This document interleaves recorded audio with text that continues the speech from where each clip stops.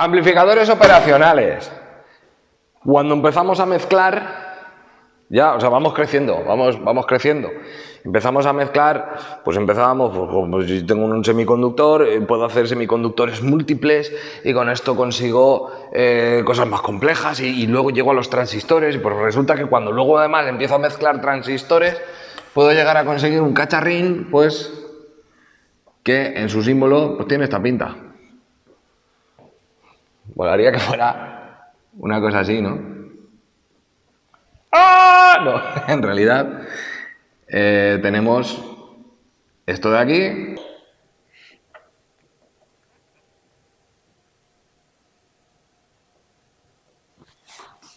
Y bienvenidos a el maravilloso mundo de los amplificadores operacionales. VCC menos más, esto es la alimentación del dispositivo. Hay que alimentarlo. ¿Vale? Hay que alimentarlo para que pueda funcionar. Necesita una alimentación. Y normalmente pues suelen ser alimentaciones, pueden ser simétricas, asimétricas, o sea, esto cogeríamos el datasheet del cacharrín con el que vayamos a trabajar y se nos dice, pues hay que alimentarlo a 30 voltios. Bueno, pues yo puedo poner 15 menos 15, puedo poner 30 0, puedo poner cualquier combinación que me dé los 30 voltios, ¿vale? Por otro lado, este aparatito, este dispositivo, es una maravilla porque nos permite realizar una cantidad aberrante de aplicaciones. La primera, la más sencilla, que es con la que vamos a empezar, ¿vale? Yo tengo a esto se le llama patilla no inversora y patilla inversora. ¿Por qué? Porque según cuál de las dos, ¿vale? Ahora mismo así como está, es lo que se conoce como configuración en lazo abierto. Lazo abierto, ¿por qué? Porque no hay lazo. ¿Que no hay lazo qué significa? Que no hay realimentación. Eso es el siguiente que voy a hacer, lo hago así.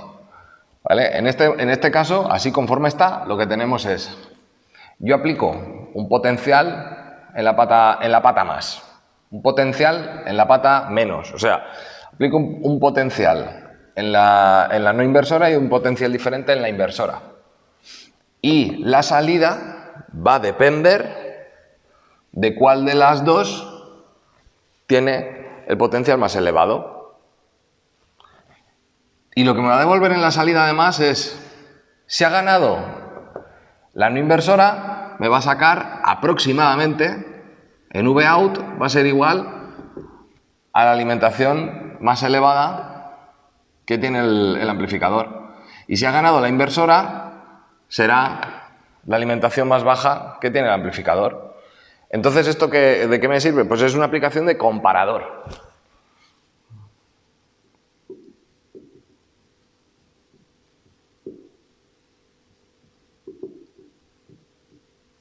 Me compara las dos señales y en función de eso me saca un valor.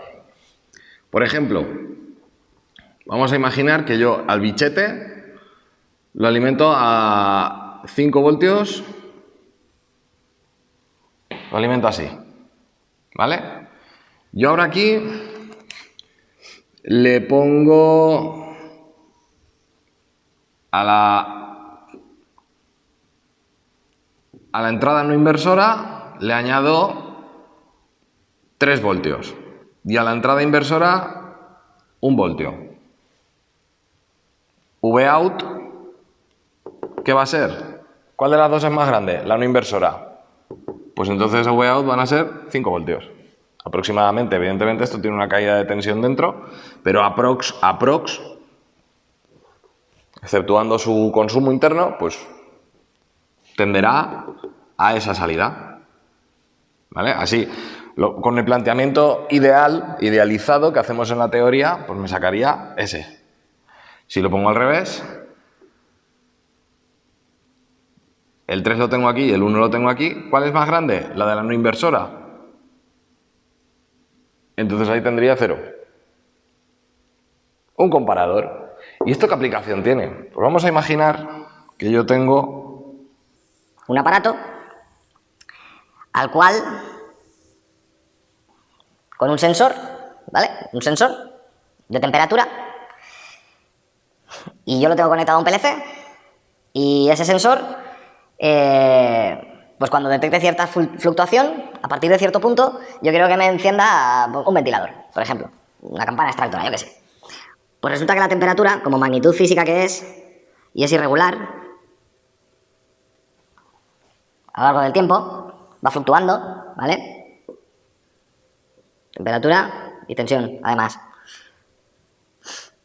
Pues resulta que yo esto pongo una referencia para cuando yo regulo, a partir de qué punto, ¿vale? Cuando yo regulo mi aparato a partir de qué punto yo quiero que me enciendas el ventilador.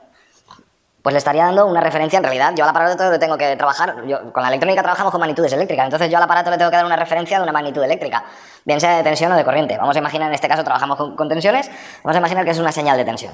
Y yo le estoy dando una señal de tensión y yo le digo, mira, pues quiero que a partir de este punto, que resulta que en su transformación a lo analógico, para yo darle esa referencia al aparato, yo le estoy diciendo que mi referencia es, casualmente, para esa temperatura, se transforma en 1 voltio, ¿vale? Cuando el sensor sea capaz de permitir una diferencia de potencial respecto a la entrada del PLC de 1 voltio, a partir del voltio, hacia arriba, me conectas el ventilador. Pero de 1 voltio para abajo, apágamelo, ¿vale? Yo me tengo que plantear esa referencia. Y el sensor luego va a tener una fluctuación en función de la temperatura que haya, pues se hará pues un termistor, se hará más o menos resistivo con la temperatura, entonces caerá más o menos tensión, yo qué sé. El caso es, si yo subo la temperatura, ¿vale? Si me sube la temperatura, me lo apagas. Si me baja la temperatura, me lo enciendes. O al revés. No, si me sube la temperatura... Al revés. Coño, quiero un ventilador, estoy pensando en un ventilador. Me sube la temperatura, enciéndeme el ventilador. Baja la temperatura, apágamelo. Vale, pues resulta que yo estoy metiendo una referencia. Le meto una referencia.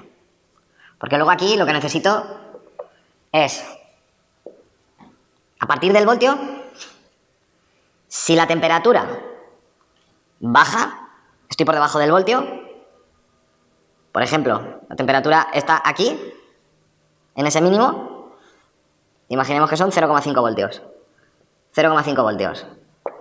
¿Cuál de los dos es más grande? ¿El de la pata no inversora? La patilla no inversora, o sea, la patilla inversora, perdón, es la que tiene el potencial más elevado. Luego me va a devolver 0. ¿Qué significa esto? 0 voltios, ventilador off, apagado. A partir del voltio, yo estoy por aquí, por ejemplo, estoy en ese punto, estoy por encima del voltio, ¿no? Si esos son, yo qué sé, imaginemos, 2 voltios. Me lo invento. Ahora, ¿cuál es el que tiene potencial mayor? La pata no inversora. La patilla, la entrada no inversora. Si la entrada no inversora tiene el potencial mayor, aquí me devuelve el valor alto. Lo que significa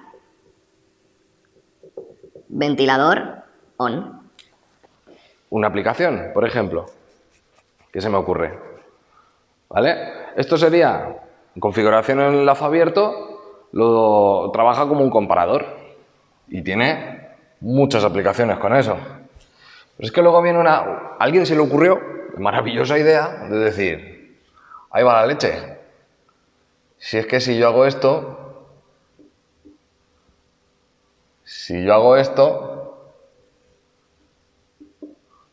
¿vale?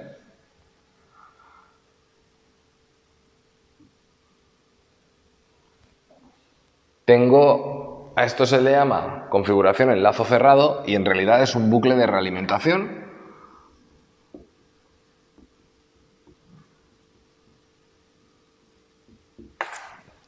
Tiene infinitas posibilidades de aplicación porque además es que me funciona como un amplificador. Me funciona como un amplificador. Y si además yo le añadiera... empiezo a hacer configuraciones diferentes con elementos capacitivos e inductivos por aquí o por allí y tal. Estoy creando filtros, estoy creando etapas de filtrado de señales. Esto más para adelante. ¿Vale? Entonces, un ejercicio básico de esto. Voy a poner, por ejemplo, esta alimentación. ¿Vale? Esto lo pongo así. Y a este le pongo, yo qué sé, esto. R1 lo pongo de 100 ohmios y R2 de 50 ohmios. Me lo he inventado. Me lo he inventado. Con la realimentación negativa, que es el lazo cerrado, es lo habitual, ¿vale? Porque así sí que la respuesta del dispositivo es intuitiva, es calculable, es intuitiva, es estable. Las realimentaciones positivas lo que nos crean es un efecto de oscilador. O sea, genera una respuesta inestable, tiene sus aplicaciones, pero normalmente lo que vamos a encontrar es esta configuración mayoritariamente para el uso habitual que se le suele dar a los operacionales. Vamos a resolverlo sin utilizar el concepto de función de transferencia, que es lo que se suele utilizar para esto, que en realidad es una cosa como lo del divisor de tensión y el divisor de corriente de los vídeos que tenemos en la lista de reproducción de electrotecnia. Llegamos a ello simplemente aplicando la ley de Ohm. Entonces, yo voy a resolver esto aplicando el análisis del propio circuito y vamos a ir resolviendo con la ley de Ohm, apoyándonos en ella. Con lo que yo tengo aquí, ¿vale? Lo que vemos es, en un operacional, las entradas son de alta impedancia. Que sean de alta impedancia significa que le cuesta tanto, o sea, tienen la entrada, la corriente cuando intenta entrar, le cuesta una verdadera salvajada, es una barbaridad. Pues se encuentra con resistencias, con una impedancia de megaohmios, gigaohmios, una barbaridad. ¿Qué significa? Que en la realidad, la corriente que pueda pasar por aquí por las entradas inversora y no inversora es despreciable. Entonces, en la teoría, en la idealización que nosotros utilizamos, directamente la consideramos nula. Igual que considerábamos que la salida en el comparador nos daba un valor u otro directamente de las tensiones de alimentación, cuando en realidad no es así, porque tiene un consumo interno, ¿vale? Pero en la idealización que nosotros hacemos aquí sobre el papel en la teoría, entendemos cuál es la realidad, pero asumimos esas idealizaciones. Entonces, se nos presenta el potencial que yo aplico a la pata no inversora, se me aplica a la pata inversora, ¿vale? Esto que tengo aquí me va a aparecer aquí, por arte de magia. Entonces, ¿ahora qué es lo que tengo? Ahora sí que puedo hacer un pequeño análisis. Resulta que si yo me fijo, ¿vale? Me interesa saber al final qué me ofrece este circuito en la salida. Y resulta que cuando yo me fijo, tengo R1 la conozco y la VR1 está entre 10 y 0. Luego la caída de tensión en R1 también la conozco, son 10 voltios. Ahora bien, la corriente, hemos dicho que por estas entradas no va a ir, por la inversora y no inversora. A mí me gusta llamarle pata más, pata menos, que es más corto. Que entrada no inversora, entrada inversora. No, pata más, pata menos. Voy a decirle pata más, pata menos. ¿Vale? Como por la pata más y la pata menos no va a pasar corriente, la corriente en realidad tendrá que salir de aquí, que por la salida, los operacionales sí que son de baja impedancia en la salida, pero en la entrada es de alta impedancia. Alta impedancia, baja impedancia. Entonces la corriente iría en este sentido. Y resulta que como por aquí no se desvía nada, la corriente en R1 va a ser también la misma que pase por IR2. Y en este caso, como la diferencia de potencial la tenemos aplicada aquí, primero vamos a sacar esa corriente común, la vamos a sacar con los datos de R1. Entonces sabemos lo que vale la tensión, la caída de tensión de R1 la conocemos y lo que vale R1 también.